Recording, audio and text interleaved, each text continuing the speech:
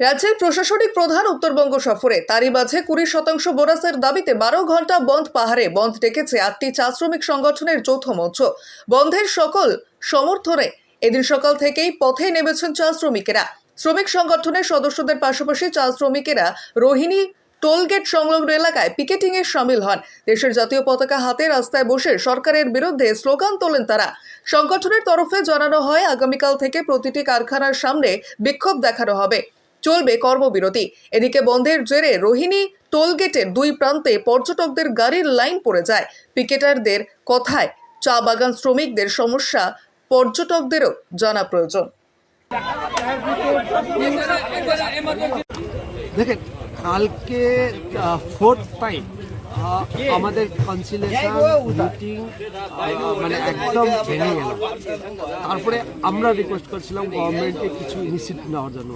Government যে advisory করবে, যাই করবে, আমরা বললাম গভর্নমেন্ট অ্যাডভাইজারি দিক কিংবা মালিক দিক, মালিক বোনাস দিক, সেটা নট লেস দেন 20%।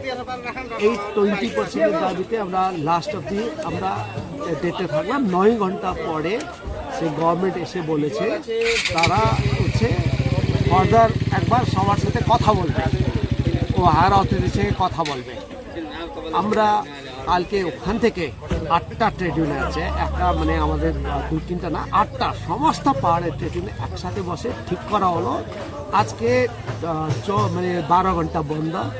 এটা বন্ধ মানে ওয়ার্কাররা নেমে এসে ড্রাইভারদের রিকোয়েস্ট করবে, দোকানদারদের রিকোয়েস্ট করবে, যেহেতু বোনাস পেলে তো এখানেই খরচা হবে।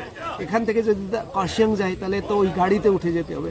এখন বোনাস না পাওয়ার মানে একটা দোকানও চলছে না, শহরও বাজারও চলছে না, গাড়ি দ্বারাও চলছে না, তাদেরও লড়াই। এই বন্ধের পরেও যদি কোনো সমাধান না হয়, যদি দাবি না মানা হয়, তাহলে না, আমরা বলেছি তো কালকে থেকে সমস্ত ওয়ার্কাররা বেরিয়ে এসে ওই টোটাল ওয়ার্কিং আওয়ার ফ্যাক্টরির সামনে বসে থাকবে। কাজ করবে না কেউ? না, করবে না, কিন্তু ওর কাজ যেটা প্লকিং করতো সেটা প্লকিং না করে কালকে সারাদিন ফ্যাক্টরিতে বসে থাকবে। মানে কর্মবিরতিতে যাবে এরপর থেকে?